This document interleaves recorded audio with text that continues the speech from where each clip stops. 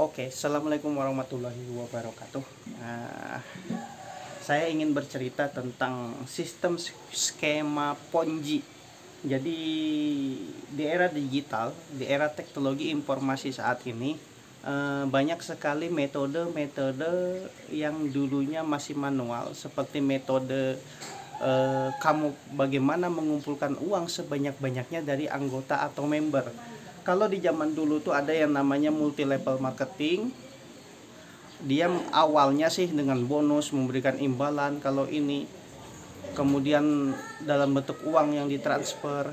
Nah, tapi di situ pada dasarnya adalah ujung-ujungnya adalah skema Ponzi. Skema Ponzi itu artinya penipuan. Bagaimana mengumpulkan uang dari orang-orang yang mendaftar, terus nanti uangnya masuk lagi ke rekening, ya kan? Atau nanti perusahaan memodali dulu, memberikan uang di situ. Dan ini konsep apa ya?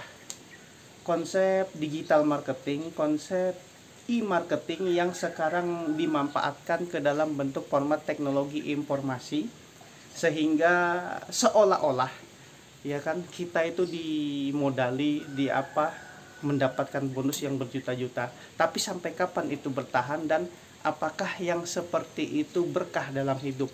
Jangan sampai hanya karena hal-hal seperti itu kita beri makan anak keluarga kita dari makanan yang tidak berkah, jadi rusak, mentalnya rusak, ibadahnya rusak, kemudian pikirannya rusak, karena ibaratnya dia mimpi makan keju, padahal di depan ada singkong benaran, ya kan, dan membuat mereka malas bekerja, berusaha.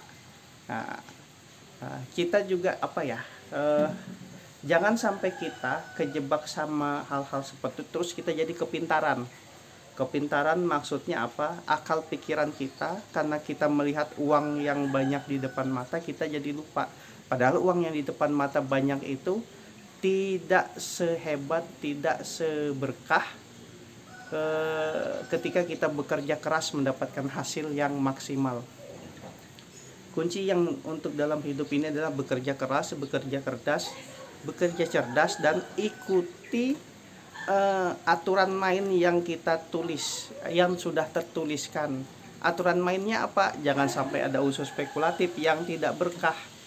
Makanya dalam hidup ini orang tua saya itu walaupun penghasilannya sedikit, jangan sampai temakan uang yang haram buat anak keluarga. Kenapa saya bilang jangan sampai itu uang yang haram? Itu jadi darah daging ya, jadi penyakit, ngerusak iman, ngerusak semuanya.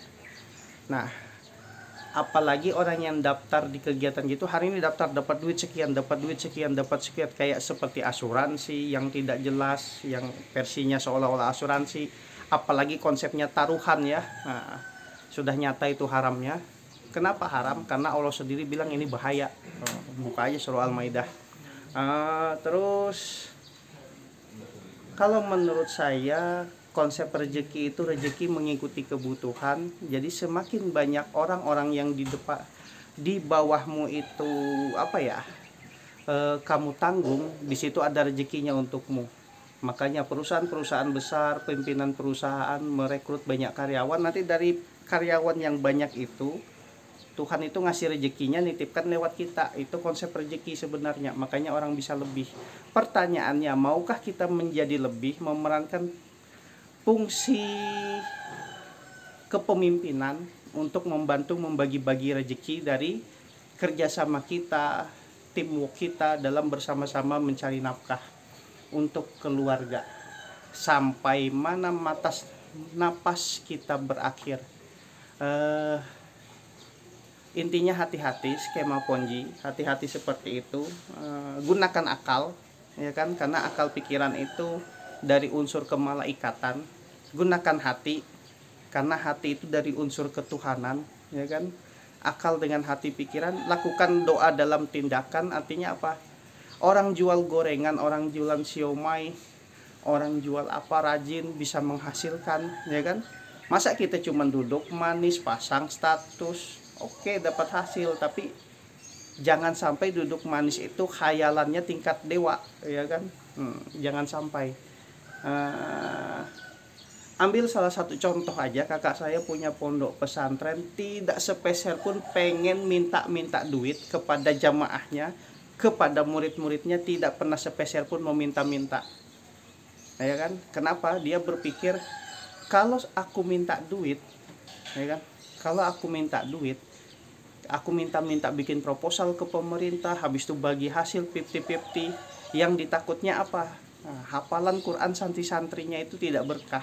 Dan itu Habib Umar sendiri yang bilang, cari segala sesuatu dengan keberkahan, ya kan? Dan alhasil apa? Dalam hitungan beberapa tahun saja pondok pesantren yang kurang lebih 2 hektar itu besar, ya kan? Ibaratnya yang namanya Indomie itu nggak ada habis-habisnya, pasti masuk.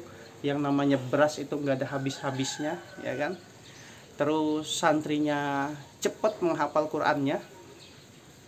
Dan kami yang lulusan dari pesantren rata-rata hidup ibaratnya bisa dibilang walaupun sedikit, walaupun tidak, tapi ada keberkahan di situ, ada kenikmatan beribadah di situ.